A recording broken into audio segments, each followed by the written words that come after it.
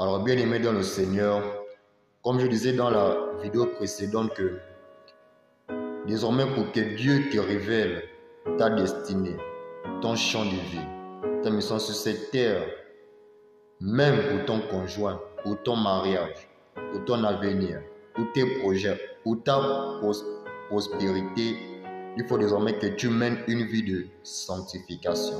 Parce que lui-même dit dans sa parole, et quand j'aime toujours le dire que l'un des secrets ou des grandes révélations que Dieu exige à la génération à laquelle nous sommes, c'est que nous demeurons dans la sanctification, que nous nous abstenions de l'impudicité, de l'adultère, des idoles, du mensonge, de la malhonnêteté, mais que nous demeurons dans sa justice, donc que nous sommes justes.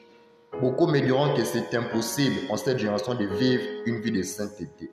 Moi, je te dis qu'on lui-même dit que rien n'est impossible à celui qui croit. Si tu crois en toute sincérité de cœur, en vérité au Seigneur Jésus-Christ, laisse-moi te dire que seul son Saint-Esprit viendra siéger en toi, donc viendra habiter en toi et lui-même prendra les commandes dans ta vie. Pas que tu seras un robot dirigé par son esprit, non. Mais lui seul te dira qu'est-ce qu'il faut faire. Parce qu'une fois son esprit va habiter en toi, désormais tu écouteras plus sa voix. C'est lui qui te guidera. Si et seulement si tu le laisses aussi faire. Parce que Dieu aimerait te relever. Peut-être tu es malade, tu fais face au célibat, tu as des difficultés pour enfanter, pour obtenir du travail. Ta vie est bloquée.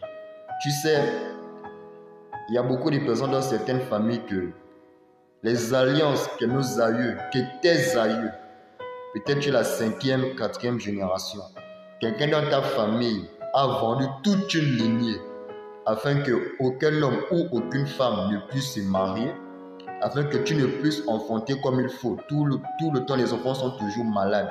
Tu fais les études, tu as les diplômes, mais rien. Même pendant que tu fais les études, c'est tout un combat pour que tu puisses réussir.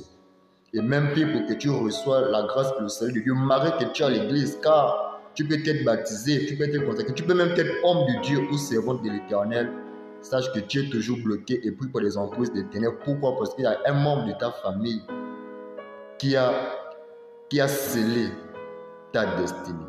Pendant que toi, tu offres une misérable dîme ou une offrande misérable, mais quelqu'un a peut-être tué 10 personnes afin que personne ne réussisse dans ta vie. Alors bien aimé, pour que les choses te soient révélées, accepte Jésus-Christ. Et si tu l'as accepté, il ne suffit pas de l'accepter, mais de demeurer en lui.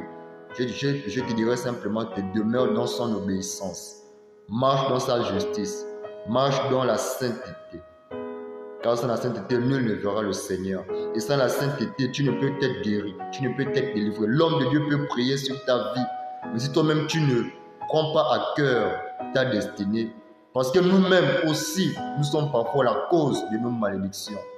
Par les actes que nous avons faits dans le temps passé et même présentement que nous faisons. Nous-mêmes, nous sommes les propres auteurs, les propres acteurs de nos échecs. Donc, c'est à toi de prendre conscience. Toi-même, tu peux changer ta destinée. Ni un homme, seul Dieu et seul toi peut tout arranger. Car il n'est jamais trop tard. C'est toi qui dois briser les alliances familiales qui bloquent ta vie jusqu'à présent. Alors, prends conscience de cela et que l'Esprit de Dieu te révèle encore les choses cachées et que tu te lèves et brises les murs de Jéricho qui t'empêchent d'avancer et de te réaliser. Au nom puissant de Jésus-Christ, sois béni. Ciao.